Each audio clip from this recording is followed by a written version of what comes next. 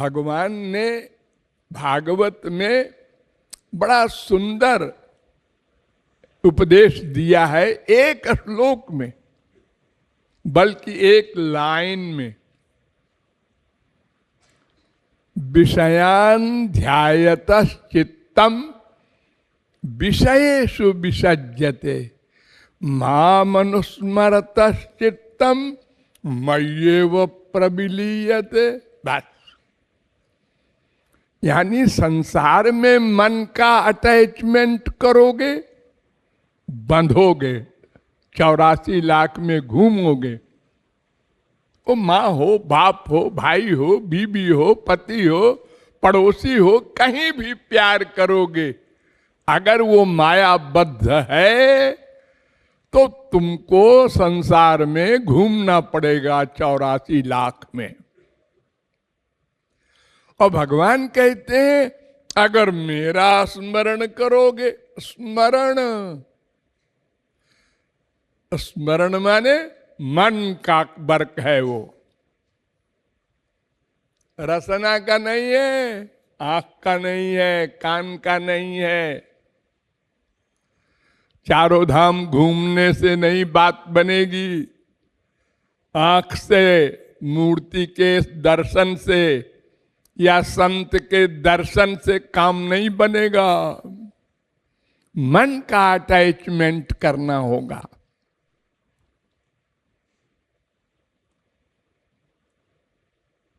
तो दो एरिया है, बड़ी सीधी सी बात है, गधे की अकल से समझो। एक भगवान, एक माया, माने संसार, माने स्वर्ग, मृत्युलोक, नरक। अब आपको अगर आनंद चाहिए सदा के लिए, तो भगवान और महापुरुष, इनमें मन का अटैचमेंट कर लो। अगर संसार में घूमने का शौक है, दुख भोगने का शौक है, तो संसार से प्यार कर लो, बस। और कोई शास्त्र वेद में नई बात नहीं लिखी है। अगर आप कहें कि शास्त्र वेद का हमको ज्ञान होता तो जल्दी भगवत प्राप्ति कर लेते, न कुछ नहीं है। दो एरिया है, एक एरिया में आनंद ही आनंद है, एक एरिया में दुख ही दुख है। आपको जो कुछ चाहिए उस एरिया में मन का प्यार कर दीजिए, बस हो गया। और प्यार करने का तरीका वही है, कोई नई बात नहीं है सीखने की। अरे प्यार करने का मतलब क्या? उसके बिना रहा न जाए। मान लो आप बाप से प्यार करते हैं, माँ से करते हैं, बीबी पति से करते हैं, बेटे से करते हैं, संसार में, तो क्या मतलब है उसका? मन से चिंतन करते हैं, आंख से देखने की इच्छा होती है, उसके आलिंगन की इच्छा होती है, उसके पाने की व्याकुलता होती है। वो अमेरिका में है, इंग्लैंड में है, कनाडा में है, कब आएगा कब आएगा। उसके बिना रहा न जाए, इतना वियोग हो जाए। यही तो है प्यार मन का, यही भगवान में करना है। कोई न मंत्र है, न तंत्र है, न यंत्र है, न कोई शास्त्र वेद की आवश्यकता है। प्यार करना तो पशु पक्षी को भी आता है। एक कुतिया ने 3 बच्चे पैदा किए, अगर आप एक बच्चे को भी पकड़ना चाहे तो काट खाएगी।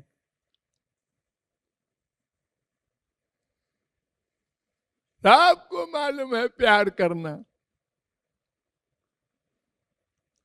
एक गाय का बछड़ा 1000 गाय में अगर दूसरा बछड़ा उसके स्तन में मुंह लगा दे तो लात मार देगी।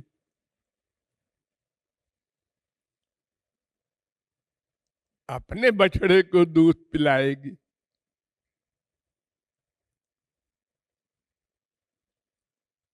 तो मन सबके पास है। नंबर 2, 2 एरिया है, चाहे संसार से प्यार करके दुख भोगो और चाहे भगवान और महापुरुष से प्यार करके आनंद प्राप्त कर लो। और प्यार का तरीका दोनों एरिया में एक है, कोई नई बात नहीं है। तो इस प्रकार अगर हम निश्चय कर ले पक्का, अरे कोई बहुत बड़ी बात नहीं है। देखो हम 10-12 में ही फंसे हुए हैं। हर जन्म में एक माँ होगी, एक बाप होगा, वो भी कंपल्सरी नहीं है कि सबके हो। अरे बाप तो सीनियर होता ही है, वो प्रायः मर जाता है। अधिकांश लोगों के बड़े होते होते माँ बाप रहते नहीं, तो एक बीबी होगी, 2, 4, 6 बच्चे होंगे, बस। इसी में हम फंसे हुए हैं। मन का अटैचमेंट है, यानी उसको अपना मानते हैं।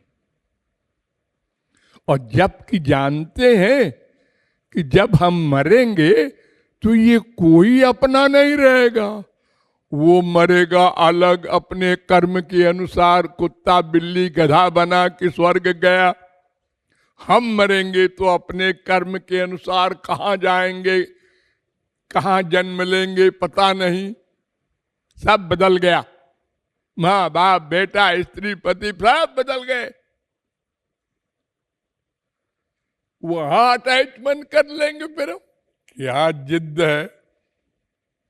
लेकिन जो हमारा असली हितैषी माँ बाप सब कुछ है, भगवान और गुरु असली हितैषी,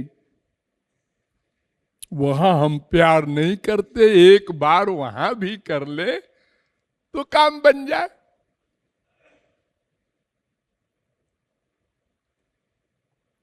अगर हम ये बात किसी मानव देह में डिसाइड कर लें, डिसाइड करने का मतलब ढुलमुल नहीं, इधर भी प्यार उधर भी प्यार, भगवान से भी प्यार करते हैं जी, अब संसार में स्त्री पति बाप बेटे से भी प्यार करते हैं, ये भी नहीं लगाना होगा। केवल भगवान से प्यार, महापुरुष से प्यार। क्यों? इसलिए कि अंतःकरण गंदा है पाप पुण्य से, इसको शुद्ध करना है। तो जैसे गंदे कपड़े के लिए शुद्ध जल चाहिए, तब तो मैल धुलेगा। अगर गंदे जल से गंदे कपड़े को धोओगे तो और गंदा होगा। तो जितने संसार के माँ बाप बेटा स्त्री पति हैं, ये सब गंदे हैं, मायाबद्ध हैं, पाप से युक्त है इनका अंतःकरण। तो उनसे प्यार करोगे तो और गंदा हो जाएगा। और दूसरी फिलॉसफी ये है कि जिससे जो प्यार करता है मरने के बाद उसी को प्राप्त होता है।